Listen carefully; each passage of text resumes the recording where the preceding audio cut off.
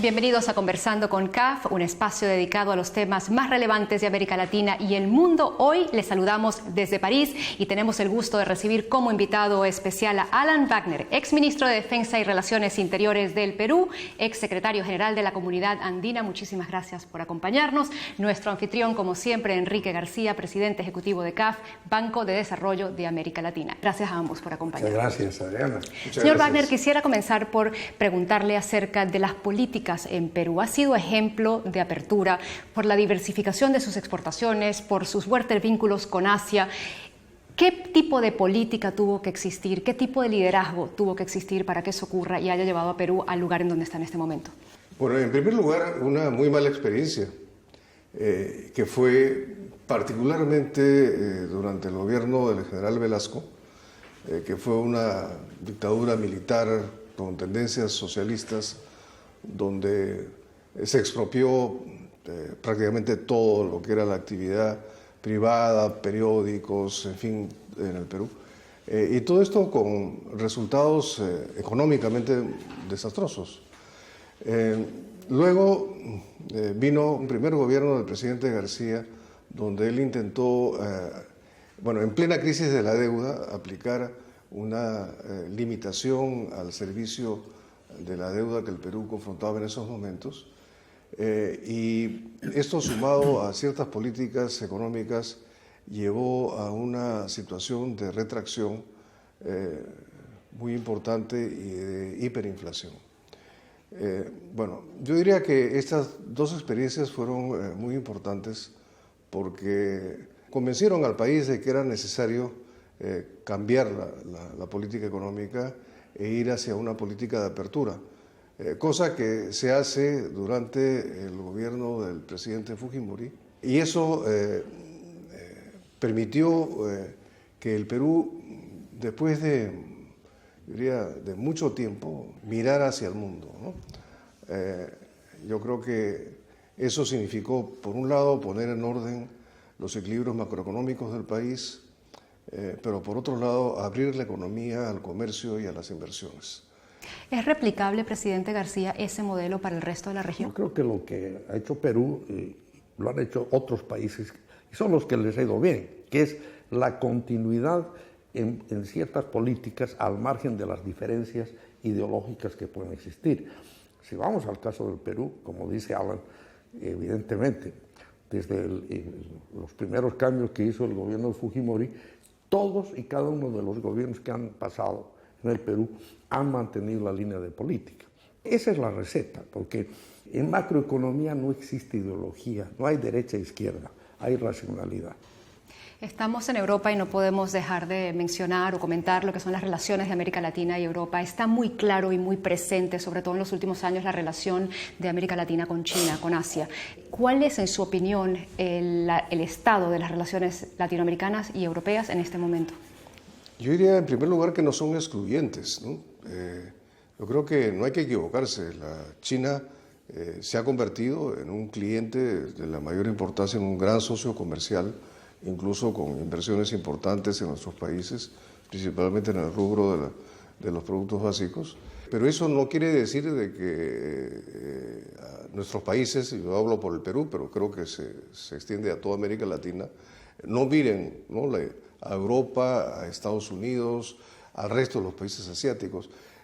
Yo diría que como parte de este proceso de apertura que nuestros países han vivido, ¿no?, nosotros hoy día jugamos en muchos tableros simultáneamente, ¿no?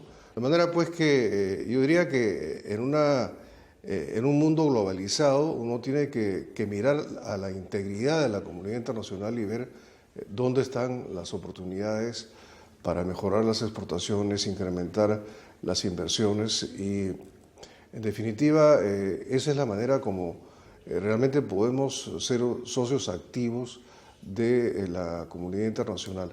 Presidente García, y la desaceleración de China en estos momentos también de alguna manera pone de manifiesto esta necesidad que tiene América Latina de diversificar sus vínculos comerciales. Desde luego, yo creo que lo que fue una bendición, especialmente para Sudamérica, esta bonanza y dinamismo chino con crecimientos del 10, 11, 12%, y con un aumento en la demanda de productos primarios y consecuentemente un aumento exponencial en los precios de los commodities, que fue lo que le permitió, entre otros factores, el impulso y el crecimiento tan satisfactorio que tuvo América Latina en los últimos 15 años, hasta el año pasado, y que además permitió la inclusión social con la reducción de la pobreza. Eso al mismo tiempo se puede llamar una maldición, porque lo que hizo es que volvamos al patrón más tradicional de materias primas, exportación, materias primas, exportación. Pero ¿cuál es la buena noticia? Es que se abre una nueva ventana de oportunidad en un momento en que la mayor parte de los países de América Latina tienen bases macroeconómicas sólidas y pueden hacer los cambios estructurales necesarios para una transformación productiva que pueda convertir esa base de recursos que tiene la región con mayor valor agregado, más tecnología e innovación, e insertarse, lo que decía Alan, en las cadenas globales de producción en una forma más efectiva. Y ya no estamos hablando únicamente del acceso a la educación, que ha sido un reto en América Latina desde siempre, sino estamos hablando también de que esa educación incorpore innovación y tecnología. ¿Está América Latina haciendo lo suficiente para garantizar que los estudiantes, que los jóvenes tengan ese acceso a educación de buena calidad, a tecnología e innovación? Está comenzando a hacerlo. Pero yo creo que llegamos un poco atrasados a esa agenda y tenemos que actualizarla, invertir mucho, ¿no? Y al mismo tiempo generar las instituciones y las estructuras necesarias para que esa educación de calidad en todos los niveles, porque no solamente es en el nivel superior, eso es algo que tiene que comenzar desde el preescolar, digamos, ¿no? Pueda darse. Esto al mismo tiempo sumado a otras acciones en materia de investigación y desarrollo tecnológico a través de estímulo a las empresas para que hagan investigación, estímulo a institutos y universidades para que también investiguen. La innovación y el desarrollo tecnológico están significando transformaciones muy fundamentales en todos los aspectos de la vida humana, de la sociedad, del Estado, de las relaciones internacionales. Hay científicos que vaticinan que dentro de 30 años el bebé que nazca, ¿no?, tendrá una esperanza de vida de 130 años, es decir, a final de este milenio, ¿no? Y más allá de lo que es la longevidad o la esperanza de vida de la que estamos hablando en este momento, también el crecimiento poblacional se estima para 2050 ya en cerca de 10.000 millones de habitantes en el mundo, y la mayoría del crecimiento se registra en países pobres. Eso presenta retos de reducción de pobreza, de reducción de hambre, de creación de empleos. ¿Está realmente preparada la región para ese tipo de crecimiento poblacional? No, si tú me preguntas, en este momento no está preparada, porque obviamente si proyectamos el crecimiento económico de América Latina para los próximos 3-4 años en un nivel que con suerte llegaría al 3%, eso es totalmente insuficiente.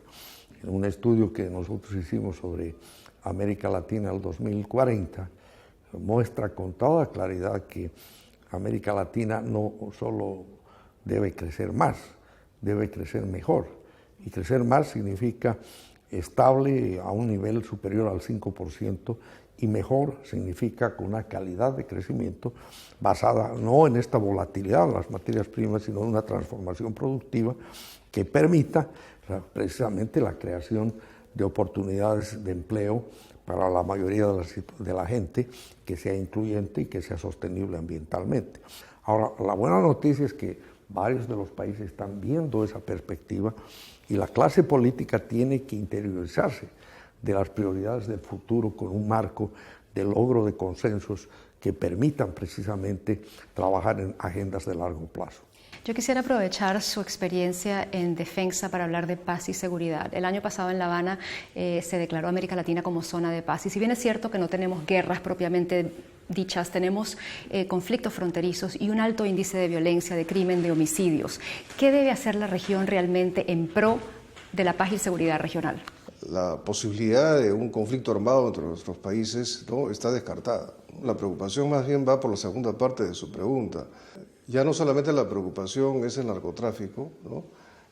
Sino que se han generado en nuestros países diversas formas de crimen organizado que son sumamente preocupantes, ¿no? La cosa es que el problema está, aparte de ser un hecho de que afecta la seguridad ciudadana en general, porque eso va aparejado al sicariato y a distintas formas de crimen que afectan al ciudadano de a pie, es que estas grandes mafias empiezan a infiltrar instituciones, ¿no?, del sistema democrático, y entonces puede llegar a un momento en el cual esas instituciones ya no respondan, ¿no?, a los intereses de la sociedad y del Estado, sino a los intereses de estas mafias, ¿no? Y eso es lo que tenemos nosotros que trabajar muy fuertemente para evitar, y eso significa diversas formas de seguridad interna a través de nuestros ministerios del Interior, la policía, etcétera. Presidente García, y la violencia, el crimen están muy ligados a la falta de oportunidades, a la falta de empleos, a la falta de acceso a educación. ¿Cuál es el papel de los organismos multilaterales y de los bancos de desarrollo como CAF para realmente lograr que haya más oportunidades para la juventud, que salgan de las calles, que se dediquen a funciones productivas y no criminales? Bueno, creo que una de las funciones importantes es precisamente ayudar a que los países tengan agendas integrales de desarrollo con visión de largo plazo e impulsar a través de cooperación técnica, de diálogo con los gobiernos que apliquen ese tipo de políticas. Ese es un tema. El segundo es, obviamente, promover y financiar programas y proyectos que estén destinados precisamente a ese proceso de transformación productiva, a mejorar la infraestructura, proyectos de educación que sean de educación del siglo XXI y no del siglo XIX, y desde luego en lo que es seguridad ciudadana es dar el apoyo a las instituciones que velan por esos principios con cooperación técnica. Inclusive nosotros en países que así nos lo solicitan estamos financiando programas específicos de seguridad ciudadana. Hemos visto unas crisis humanitarias en el mundo recientemente que llevan a unos flujos de inmigración masivos. América Latina en este momento atraviesa contracción económica, sus propios problemas. Presidente García, ¿cree usted que nosotros estamos en la región preparados para recibir, por ejemplo, migrantes sirios, como hemos visto en la crisis reciente de Siria? ¿Cómo hacemos dentro de nuestras políticas latinoamericanas para albergar, para integrar a estos migrantes que llegan? Yo creo que los países deben definir políticas muy claras, evidentemente tratar de ayudar, pero es un tema que creo que no está suficientemente analizado y estudiado, pero obviamente yo veo con mucha preocupación la actitud que se está tomando en Europa del tratamiento a ese flujo de gente humanitariamente hablando, y es un problema serio de unos nacionalismos terribles que están surgiendo en el mundo, ¿no? Yo creo que hay que tener políticas de mayor apertura, pero al mismo tiempo los estados tienen todo el derecho y la razón de buscar los mecanismos que aseguren que esos flujos no van a ser flujos que van a dañar una armonía y un estilo de vida determinados.